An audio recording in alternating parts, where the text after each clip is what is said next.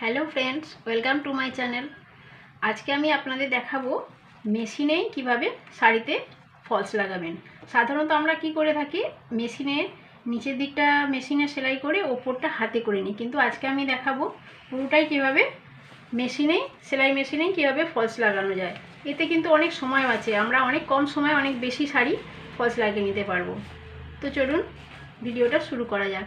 প্রথমে কি করব, এই যে দেখুন শাড়িটা আমরা উল্টো দিকে ধরে নিয়েছি। জানি আমরা নিচের পাটটাতে শাড়িটা উল্টো দিকে ফলসটা লাগাবো, তো শাড়িটা আমরা উল্টো দিকে নিয়েছি এবং ফলসটা দেখুন, ফলসটা সোজা উল্টো দেখে নেব, উল্টো পাটটা ভিতর দিকে থাকবে।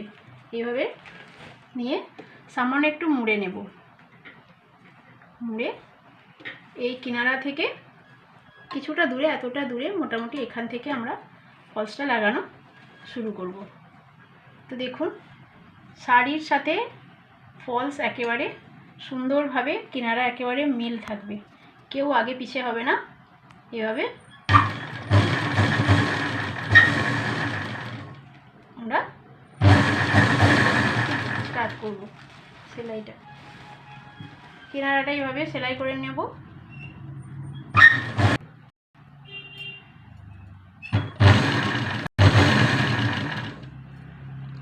এই দেখুন শেষ পাটটা এইভাবে ভেতর দিকে ফোল্ড করে নেবেন কিছুটা, নিয়ে আমরা করলাম।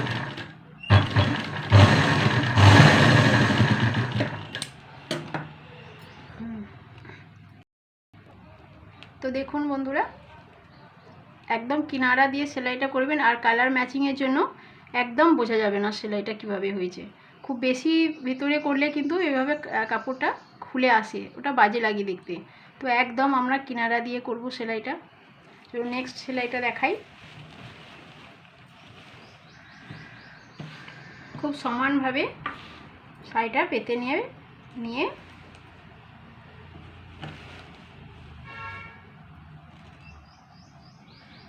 এই দেখুন এখানে আমরা ফলসটা কিছুটা ফোল্ড করে নেব। কোথায়?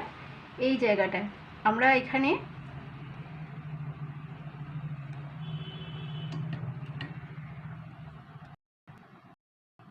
এই দেখুন এখানে আমার গোল্ডেন কালার আছে, সেই জন্য আমরা ববিনের সুতোটা এখানে দেখুন অরেঞ্জ কালার ছিল, কিন্তু কিনারাটা দেখুন অরেঞ্জ কালার ছিল, সেই জন্য আমি অরেঞ্জ কালার দিয়ে করেছিলাম, কিন্তু এখন গোল্ডেন কালার আছে।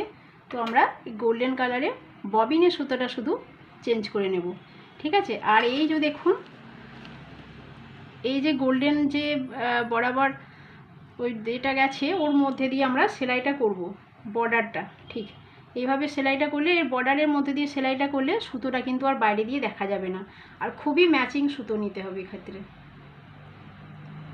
তো আমরা সুতোটা চেঞ্জ করে নিলাম।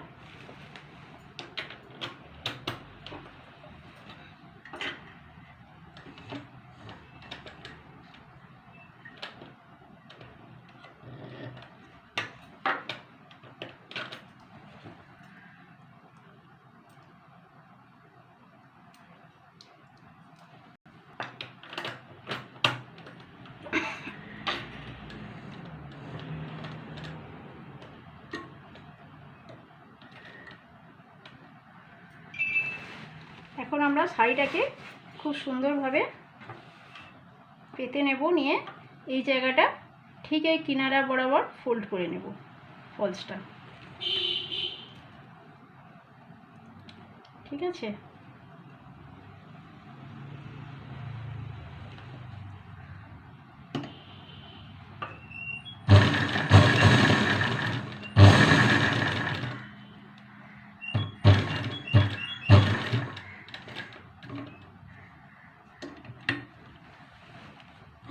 এই দেখুন পুরো শাড়িটাকে খুব ভালো করে সমান করে এইভাবে বিছিয়ে নেবেন, নিয়ে ঠিক যে এই বর্ডারটা রয়েছে, এই গোল্ডেন বর্ডারটার বরাবর আমাদের সেলাইটা পড়বে।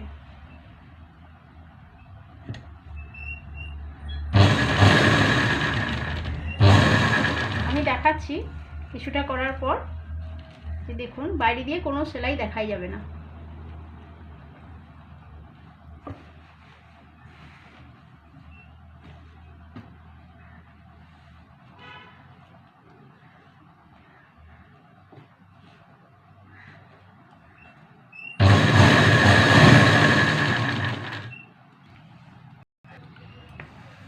সুন্দর করে কিন্তু এভাবে টান টান করে শাড়িটাকে বিছিয়ে রাখবেন, আর ঠিক এই বরাবর ফোল্ডটা করবেন।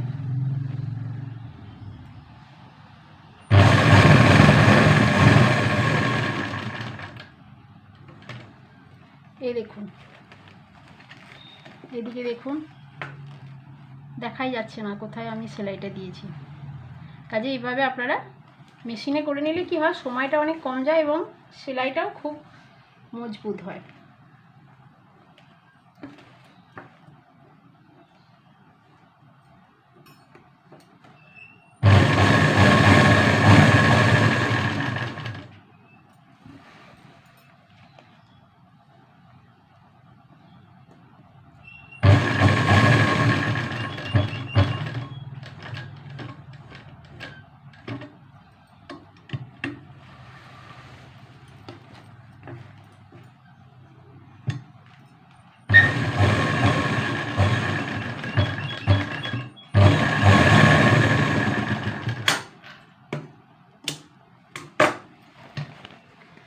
দেখুন, কোথাও কিছু দেখা যাচ্ছে, বোঝা যাচ্ছে না? ঠিক আছে, এইভাবে আমরা খুব কম সময়ের মধ্যেই কিন্তু করে নিতে পারি। আরও একটা আমি দেখাচ্ছি। এই দেখুন, আর একটা শাড়ি আমি করে দেখাচ্ছি। এটা হচ্ছে গ্রে কালারের আছে, উল্টো দিকটা আমি শাড়ি নিয়ে নিয়েছি আর গ্রে কালারেরই ফলস লাগাবো। এ ঠিক সেমভাবে উল্টো পিঠটা থাকবে আমার ভেতর দিকে, আর এভাবে সামান্য একটু ফোল্ড করে নেব, নিয়ে কিছুটা ছেড়ে এখান থেকে আমরা ফলসটা লাগানো শুরু করব। সেমভাবেই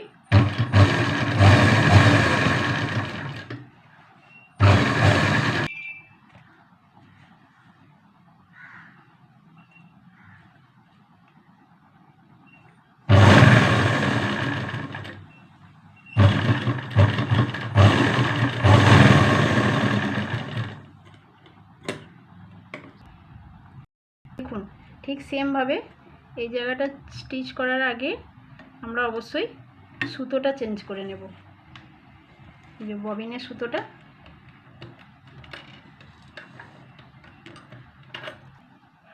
দেখুন এদিকে আমার এই যে কালো কাজ আছে না, তো এই জন্য আমরা এই সুতোটা কালো চেঞ্জ করে নিয়েছি। ববিনের সুতোটা কালো দিলাম, দিয়ে এইভাবে স্টিচ করে ঠিক এইভাবে এই জায়গাটা একটু ফোল্ড করে নেব, যাতে কি ঠিক এই কালো বর্ডারের ওপর আমার ফোল্ডটা পড়ে। ঠিক আছে,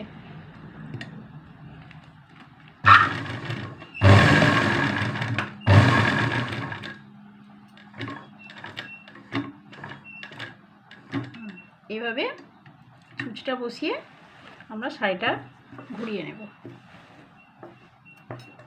খুব সুন্দর করে সমান করে মেলে ধরে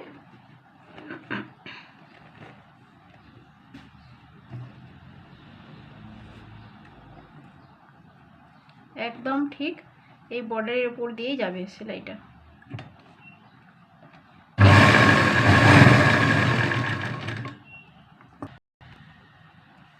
তো দেখুন, এইভাবে আবার ফোল্ডটা ঠিক করে সুন্দর করে করে নেবেন, এমনি এসে যাবে ফোল্ড এখানে। খুব ভালো করে কিনারাগুলো মুড়ে এইভাবে আর ছুঁচটা এইভাবে এখানে কর্নারে বসিয়ে শাড়িটা ঘুরিয়ে নিন।